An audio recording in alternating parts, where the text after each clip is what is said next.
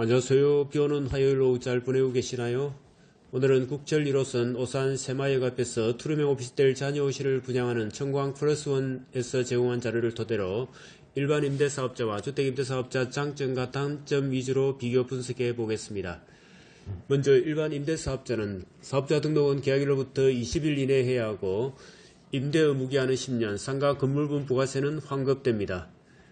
민간주택 임대사업자는 주택 취득일로부터 60일 이내에 사업자 등록을 해야 하고 임대 의무기한은 10년, 부가세는 환급이 안됩니다.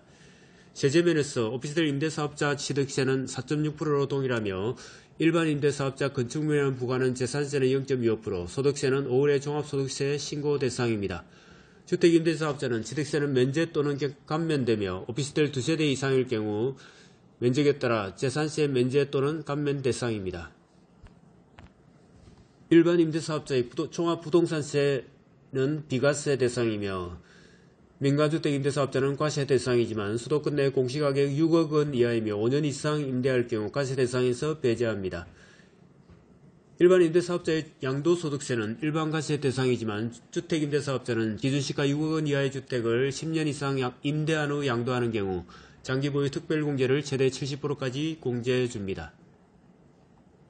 요약하여 오피스텔 관련 일반 임대사업자의 장점은 부가세 환급과 주택수 미포함이며 단점은 전입신고가 안된다는 점입니다.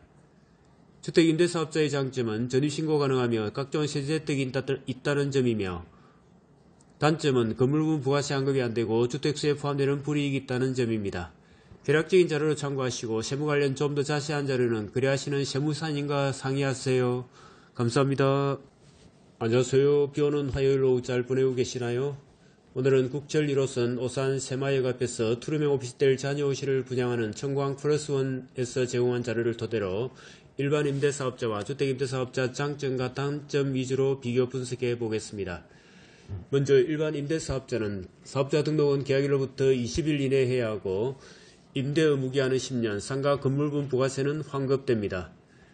민간주택 임대사업자는 주택 취득일로부터 60일 이내에 사업자 등록을 해야 하고 임대 의무기한은 10년, 부가세는 환급이 안됩니다. 세제면에서 오피스텔 임대사업자 취득세는 4.6%로 동일하며 일반 임대사업자 건축물에는 부과하는 재산세는 0.25%, 소득세는 5월의 종합소득세 신고 대상입니다. 주택 임대사업자는 취득세는 면제 또는 감면되며 오피스텔 2세대 이상일 경우 면적에 따라 재산세 면제 또는 감면 대상입니다. 일반 임대사업자의 종합부동산세는 비과세 대상이며 민간주택 임대사업자는 과세 대상이지만 수도권 내 공시가격 6억 원 이하이며 5년 이상 임대할 경우 과세 대상에서 배제합니다. 일반 임대사업자의 양도소득세는 일반 과세 대상이지만 주택임대사업자는 기준시가 6억 원 이하의 주택을 10년 이상 임대한 후 양도하는 경우 장기보유 특별공제를 최대 70%까지 공제해줍니다.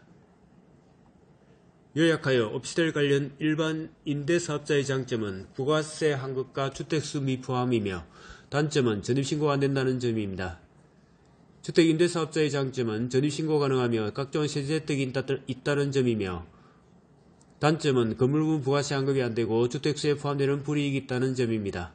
개략적인 자료를 참고하시고 세무 관련 좀 더 자세한 자료는 거래하시는 세무사님과 상의하세요. 감사합니다.